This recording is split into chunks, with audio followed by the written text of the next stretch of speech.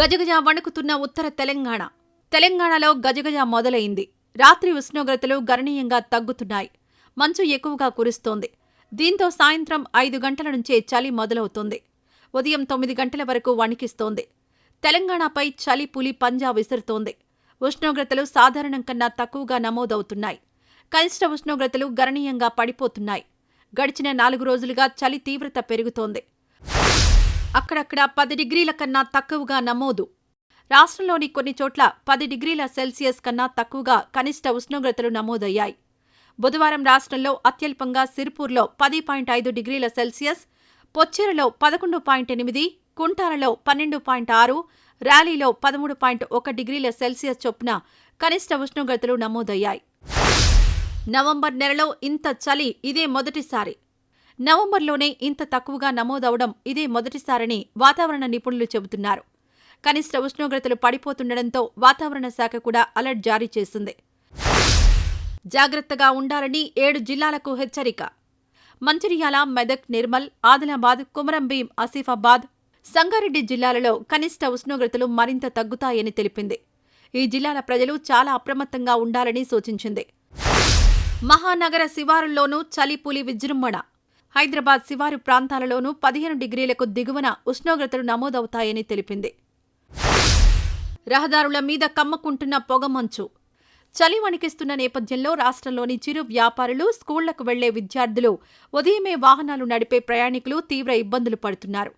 పొగమంచు కారణంగా రోడ్లపై ఎదురుగా వచ్చే వాహనాలు కనిపించడం లేదు. పిల్లలు, వృద్ధులు, గర్భిణీలు జాగ్రత్తగా ఉండాలని సూచన. రానున్న రోజులలో చలి మరింత పెరిగే అవకాశం ఉన్నందున వృద్ధులు, పిల్లలు, చిరు వ్యాపారులు, పారిశుద్ధ్య కార్మికులు, తెల్లవారుజామునే వాహనాలు నడిపేవారు అప్రమత్తంగా ఉండాలని అధికారులు సూచించారు. రాబోయే వారం రోజులు వాతావరణం పొడిగానే ఉంటుందని తెలిపారు. చలిగాలులు పెరుగుతున్న నేపథ్యంలో తెలంగాణ ప్రభుత్వం హెల్త్ అడ్వైజరీ కూడా జారీ చేసింది. చలి నుంచి రక్షించుకోకపోతే హైపోథెర్మియా, చర్మం లోపలి కణజాలం గడ్డకట్టి గాయాలు కావడం, పెర్నియా, ఇమ్మర్షన్ వంటి వ్యాధులొచ్చే అవకాశం ఉందని తెలిపింది. రానున్న రోజులలో మరింతగా పెరిగే అవకాశం. అప్రమత్తంగా ఉండాలన్న వాతావరణ శాఖ. చలి తీవ్రత నేపథ్యంలో వృద్ధులు, చిన్నారులు, దివ్యాంగులు, గర్భిణీలు, బాలింతలు, మహిళలు జాగ్రత్తలు తీసుకోవాలని సూచించింది. వేడివేడి ఆహారం తీసుకోవాలని, శరీరాన్ని పూర్తిగా కప్పి ఉంచే వస్త్రాలు ధరించాలని తెలిపింది. తీవ్ర చలితో హైపోథెర్మియాతో పాటు ఇమ్మర్షన్, పెర్నియో వంటి వ్యాధులు వచ్చే అవకాశం ఉంది. సరిపడా నీరు, పౌష్టికాహారం తీసుకోవాలి. గర్భిణీలు, పిల్లలు, వృద్ధులు, శ్వాస సంబంధిత ఇబ్బందులు ఉన్నవారు అతి జాగ్రత్తగా ఉండాలని వైద్య ఆరోగ్య శాఖ బులెటిన్ విడుదల చేసింది.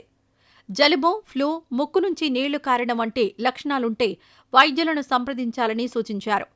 విటమిన్ సి ఉండే ఆహారాలను అధికంగా తీసుకోవాలి. చలి తీవ్రత దృష్ట్యా ఇంటిలో కర్రలు కాల్చడం వంటివి చేయవద్దని హెచ్చరించింది.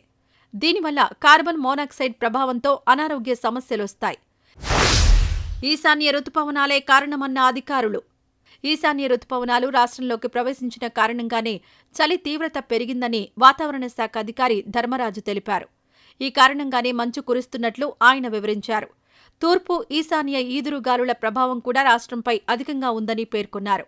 ఈ గాలిలో తేమ అధిక శాతం ఉంటున్నందున అవి ఉత్తర తెలంగాణలోకి ప్రవేశించగానే పొగమంచు పడ్డం మొదలవుతుందని అన్నారు. ఈ పవనాలు దక్షిణ భారతం నుంచి మధ్య, ఉత్తర భారతం వైపుగా సాగుతాయని ఆయన వివరించారు.